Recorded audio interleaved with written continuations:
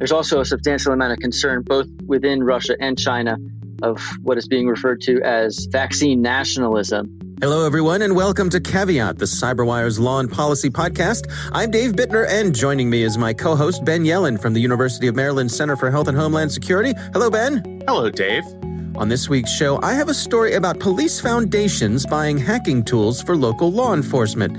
Ben describes a judge's reaction to the Trump administration's attempt to ban the TikTok app. And later in the show, my conversation with Aaron Brantley. He's a cybersecurity expert from Virginia Tech. We're going to be discussing cyber criminals putting the U.S. COVID-19 research efforts at risk. While this show covers legal topics and Ben is a lawyer, the views expressed do not constitute legal advice. For official legal advice on any of the topics we cover, please contact your attorney.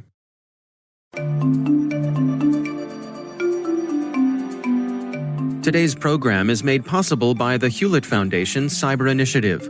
While government and industry focus on the latest cyber threats, we still need more institutions and experts who take a longer view. The Cyber Initiative supports a strong, diverse cyber policy field that offers thoughtful solutions to complex challenges for the benefit of societies around the world. Learn more at hewlett.org/cyber. All right, Ben, before we get to our stories, we had some nice follow-up here. We got a kind note from a gentleman. I'm going to leave his name out of it as we do, but he says, hello, Dave. I had a completely different reaction to hearing about the helicopter plague in Baltimore. Remember a couple shows ago, Ben, you and I agreed that the helicopters in Baltimore make us anxious? Yes. So this gentleman writes in, he says, I'm a combat vet, and during my time in Afghanistan, the sound of helicopters was like a comforting blanket. When the helicopters were in the area, we knew we could relax and breathe for a moment, as there wouldn't be any incoming mortars or RPGs. I chuckled to myself at the opposite reaction to the same stimuli and thought I'd share it with you. Thanks for what you're doing and keep up the good work. Well, I love this. Me too. I love that this listener wrote in and added this perspective. One thing people who've served in the military have a different perspective on everything. Yeah. And there's so much about what happens in military service that we could never understand in civilian life. Right, right. And, it's just, I think it's important for us to get a window into that world. And so even for something small like this, for something that makes us nervous and that would bring him comfort, it brought a smile on my face to read it. And I'm glad he wrote in. Yeah, absolutely. I feel the same way. So thank you for writing in. That's a great perspective to share. And I'm really glad that you did. Absolutely. Right. And thank you for your service as well. There you go. All right. Well, Ben, let's move on to our stories. Why don't you kick things off for us? What do you have for us this week? So we're talking about TikTok, everybody's favorite application for the youngins these days. My story comes from the Washington Post technology section.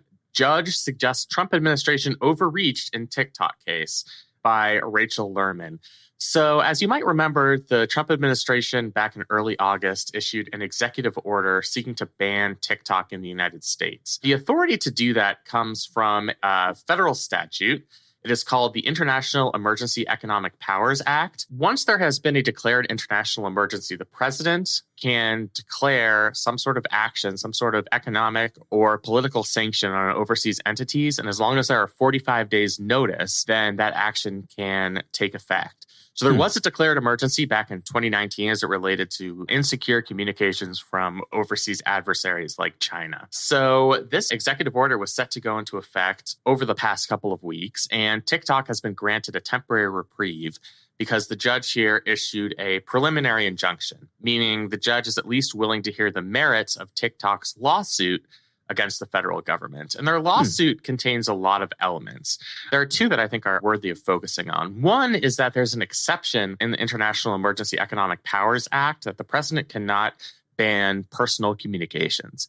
And even though that might not be the main use of the TikTok application, it certainly is a use. People are sending pictures, other personal messages. And it seems like under the clear language of the act, that would be an exception where the president would not be able to take that action. And what the judge here said is that's enough of a question that it merits further consideration in the future judicial hearing. Then there's the First Amendment aspect of this. I mean, I think this is closely tied to the statutory issue. This is going to be a major inhibition on First Amendment speech.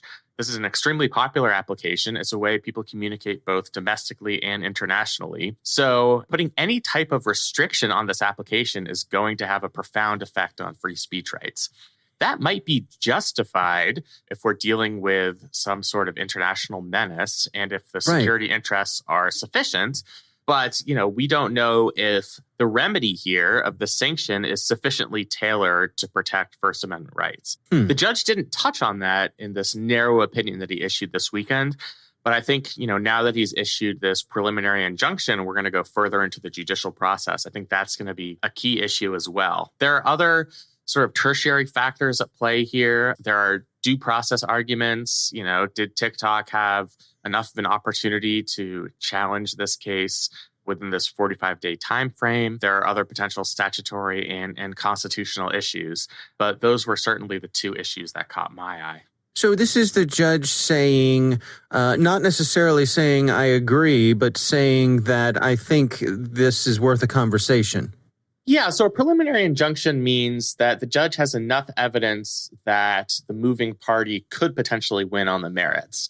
And, that also, if the moving party were to lose, it would cause irreparable harm on that party, meaning there's some level of urgency to it. I think the standards for the preliminary injunction have certainly been met here. If TikTok were to be banned in the United States and taken off of, the Apple and Google app stores, obviously that would have a profound financial effect on them. And if we're granting the free speech argument, it would have a profound effect on free speech rights in the United States. But yes, this is not a final decision on the merits of the case. This is going to go to further proceedings. Some analysts have said that, just some analysts I've read in the past couple of days, so that they don't think this gives any indication on ultimately what will happen vis-a-vis TikTok, just because this ruling was relatively narrow. It focused on the International Emergency Economic Powers Act.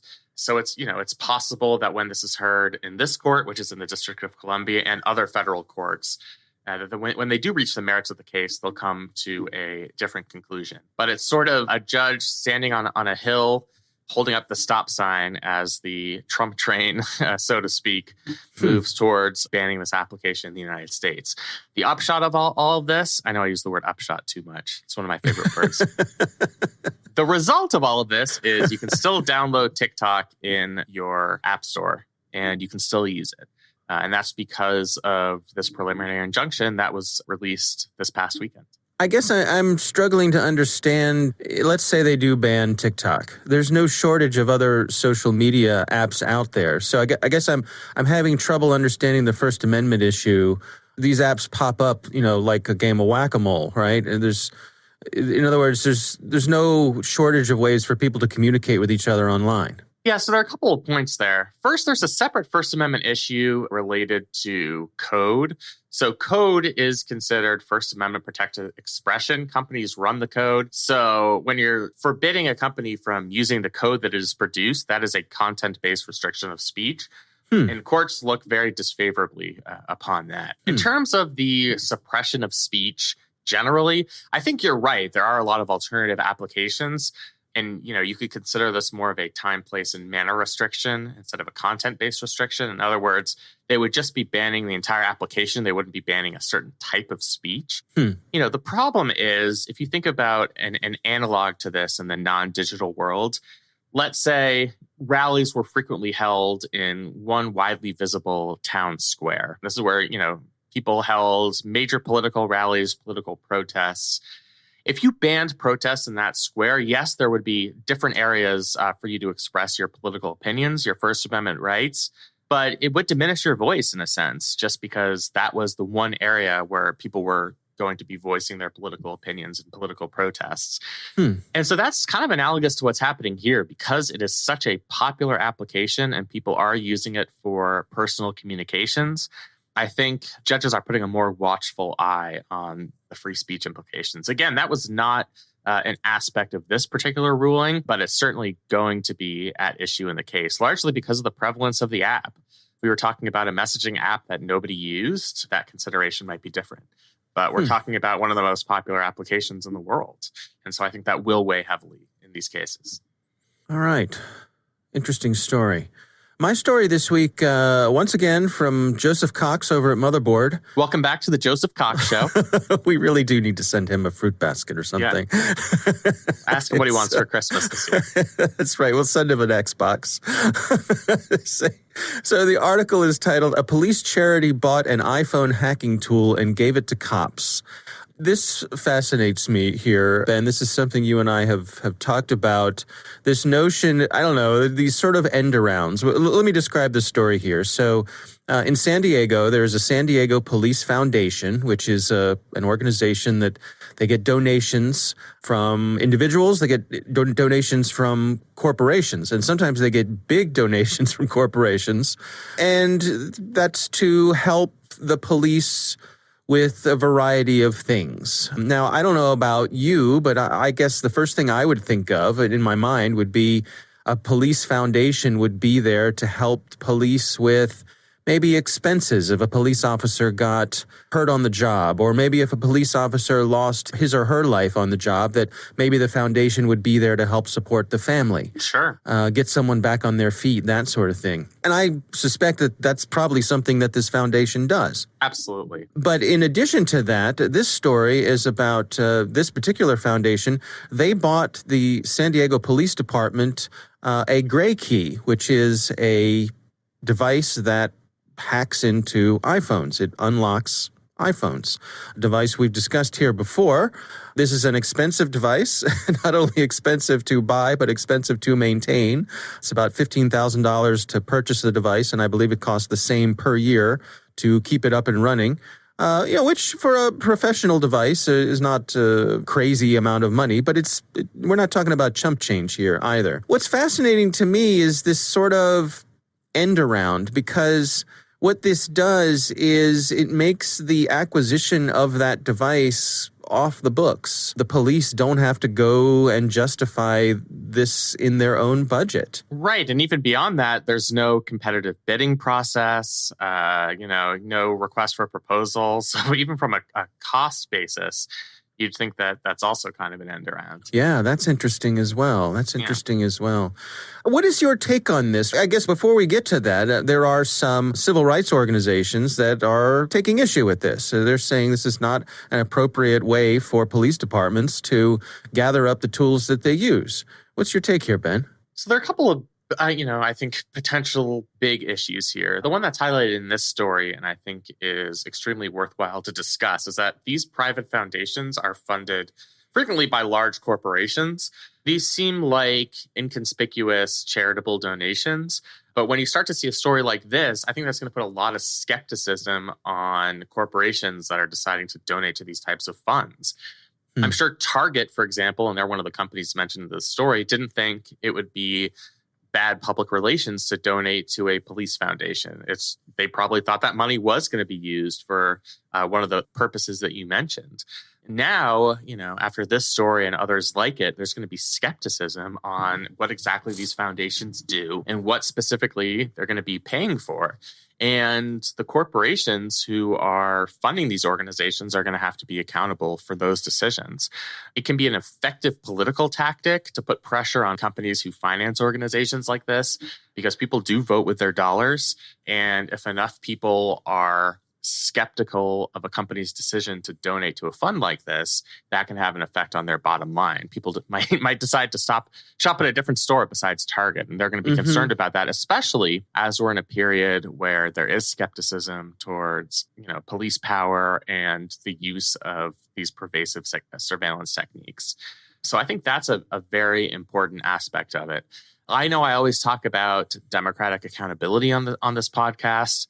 It always concerns me when you find out about something like this on Motherboard. We love Motherboard. It's a great resource, but it's a journalistic outfit that has to do a lot of sleuthing and deep reporting to uncover some of these things that we just would not have found out about, particularly in an era where local news is so incredibly weak and they don't have the same investigative power that they used to. So that's another thing that's stuck out at me about this story. Yeah, and I think it's worth mentioning. I mean, the story points out that, for example, back in 2006, Qualcomm, who's a maker of chips and electronics and those sorts of things, they gave the Police Foundation $1 million donation, and it was used for, it says here, improving communications, GPS location, and broadband services for the department. That seems legit to me, but I guess part of it is a process issue. If the police department says, boy, we could really use some equipment here to help us do our job, and the foundation is a way for them to make that happen,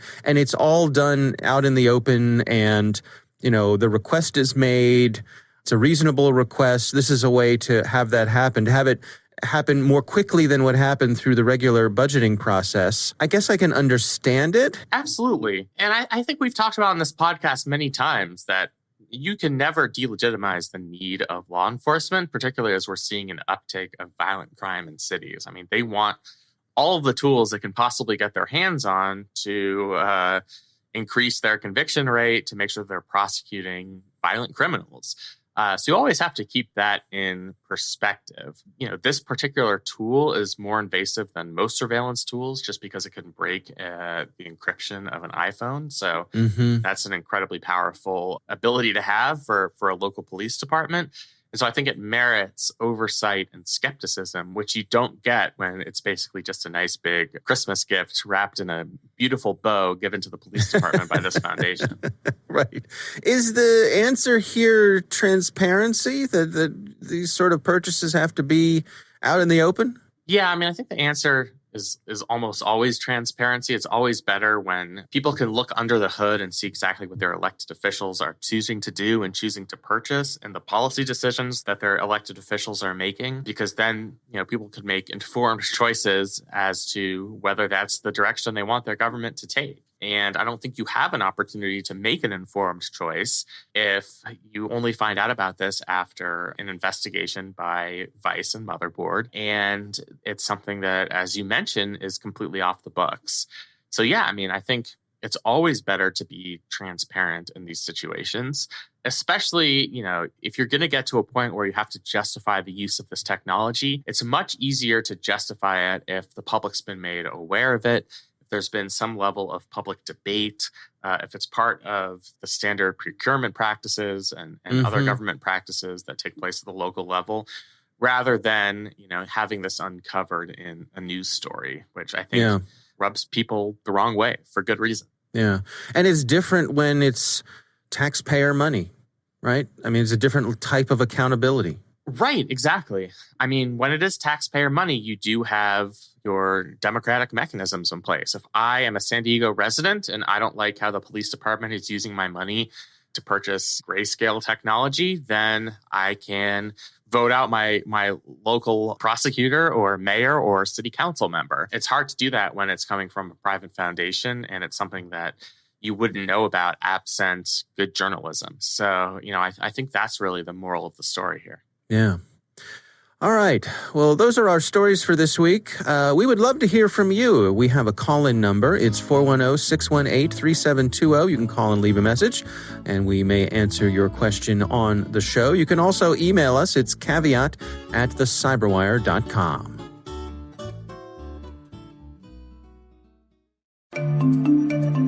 And now a few words from our sponsor, the Hewlett Foundation Cyber Initiative. From election interference to privacy, surveillance and encryption to all the ways conflicts among nations are playing out online in the 21st century, many of today's most pressing policy challenges are really cybersecurity challenges. But too often, key decision makers in both the public and private sectors don't know how to craft solutions for society that work through the tensions and trade-offs in our values. The Hewlett Foundation Cyber Initiative makes grants to universities, think tanks, and other institutions that contribute to a strong, diverse cyber policy field. Together, they're working to develop balanced, thoughtful solutions to pressing cyber policy questions. Learn more at hewlett.org/cyber.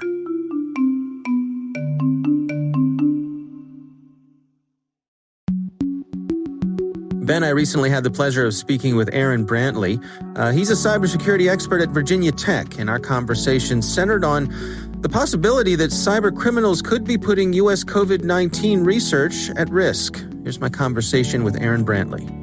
Generally, the history of intelligence contest between the United States and formerly the Soviet Union has a long and tumultuous period of development ever since the U.S. and the British engaged in activities to try and undermine the Bolshevik Revolution and supported the whites.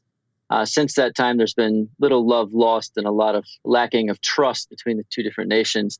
And starting as early as soon as Lenin came into power, efforts to engage in substantial amounts of espionage against the United States, the British, and other Western powers or capitalist powers was part and parcel of the Soviet method of engaging in international affairs. So this is nothing new. It's just being extended to new domains of activity. So where do we find ourselves today? What's the level of activity that you're tracking? There's still a substantial amount of espionage activity emanating from the Russian Federation and the People's Republic of China that are targeting every aspect of U.S. and Western societies. They target businesses, they target governments, they target everything in between. And what we've seen right now of particular interest to a lot of people is the targeting of biomedical firms, of technology firms, or other types of firms related to the COVID-19 pandemic. And so these are modern connotations of a very old game. Can you sort of lay the groundwork for us? I mean, when we're talking about espionage, what are we talking about and what are we not talking about? Well, here what we're principally talking about is the collection of information through usually covert or clandestine means to inform or provide advantages to the government or businesses within those other countries. And so here we're talking about seeing Russian actors, APT 28 and 29, going after U.S. vaccine development projects. We've also seen various elements of Chinese intelligence apparatuses going after them as well, specifically not necessarily trying to undermine U.S. or British or German or other manufacturing or development, but rather to gain information to try and give themselves a leg up, kind of cheating off of your neighbor's homework in class, if you will, trying to get a better grade or get the vaccine or get to a more equitable end faster. There's also a substantial amount of concern both within Russia and China of what is being referred to as vaccine nationalism. And this is in some ways their method of undermining or countering any potential vaccine nationalism by trying to break in and steal information. Now, in doing this, they can potentially cause cascading vulnerabilities or other types of problems that might slow or undermine U.S. or British or European vaccine efforts, but that isn't necessarily their intent. So when you say vaccine nationalism, is that where a particular nation would have breakthroughs with vaccines but would keep it to themselves, wouldn't share it globally? Right. It's not just about keeping it to themselves, but also perhaps prioritizing the production of vaccines within a particular domestic market, not allowing for trademarked or copyrighted vaccine materials outside of distribution channels within their own national markets. And so this is something that's very common within drug markets as a whole. And what we see quite frequently is espionage associated with these. But we're also seeing it here in the COVID-19 saying, hey, if the U.S. develops a vaccine before us and they are only allowing, drug manufacturer X to manufacture and sell it, but they're not allowing it to become a generic market, well, then we want that drug as well. So we're going to go in and steal how it's made and how to manufacture it. Can you give us some insights into what exists in terms of international norms when it comes to espionage? Because, everyone is looking at each other and as a regular part of doing business as a nation. Is there either a written or unwritten set of rules? There are some unwritten rules associated with this in terms of how you treat other nations and other individuals, particularly caught in espionage activities. Typically, the common response is to charge them with a crime. And if they're under diplomatic status, then you establish a persona non grata position for that individual. We do see the melding of conventional, traditional state espionage and a lot of quasi-state or criminal espionage type activities mixed together. And that kind of blurs the line between state activity and non-state criminal activities. But generally, espionage is fairly no holds bar in terms of if you can get in and steal it without escalating or causing a conflict, then it's your general responsibility as an intelligence officer to try and get in and do it as best you can. The U.S. does adhere to certain moral and ethical guidelines that are prescribed in law. Very few other nations have high-level specified controls of this kind. Some European partners do, but generally, a lot of our principal state adversaries do not have the same constraints on their espionage behavior. Can you give us a description, sort of contrasting the Russians and the Chinese? Do they come at this challenge with different techniques? They do. I mean, so the Russians have traditionally centered it in the principal intelligence agencies, the GRU and SVU, and these two agencies work not together. They actually really don't like each other very much, but they do work somewhat in tandem to try and create or exploit various opportunities as they arise. The Chinese apparatus is substantially larger and much more diffuse. They have created several different military units across the Chinese infrastructure, PLA infrastructure, that engage in these types of activities. They've also been very willing to pressure and leverage Chinese nationals abroad, as well as students and academics and others. And this has come out in several FBI reports, et cetera. That doesn't mean that they're always successful, and that doesn't mean that everybody's a spy.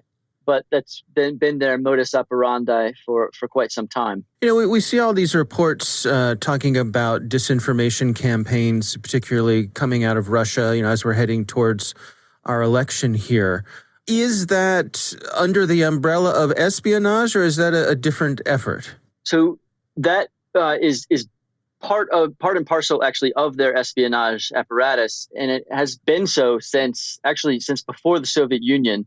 They've engaged in what are known as active measures, a variety of different means to undermine or disrupt populations abroad. It is a mechanism by which they try and achieve political outcomes short of engaging in any type of warfare or other type of activity.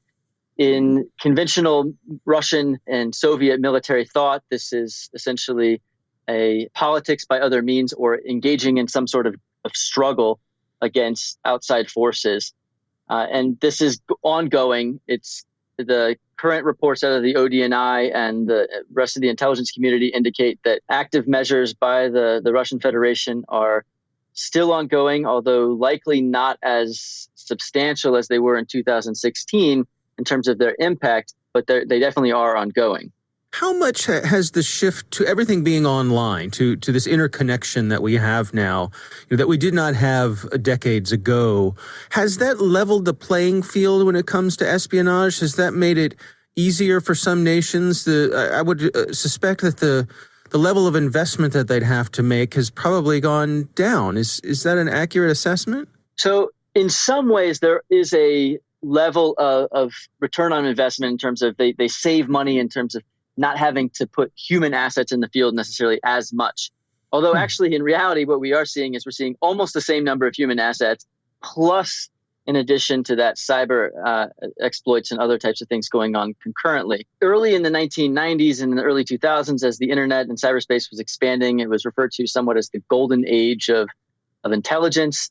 That's been pushed back a little bit with the advent of with the proliferation of encryption and the new rules written under the Clinton administration that allowed the proliferation of encryption to general markets. But generally speaking, cyberspace has facilitated, and the internet more as a broad concept and connectivity has facilitated espionage and crime in a way that likely would have been unfathomable in the 1960s, 70s, and 80s. The amount of information that is stolen is substantially higher. I'll give you one brief anecdotal example of this, and that is that the under the Farewell dossier, a French DS&T spy in the Soviet Union was able to indicate and provide evidence that the Soviet Union had stolen. He personally had stolen about a file cabinet's worth of data.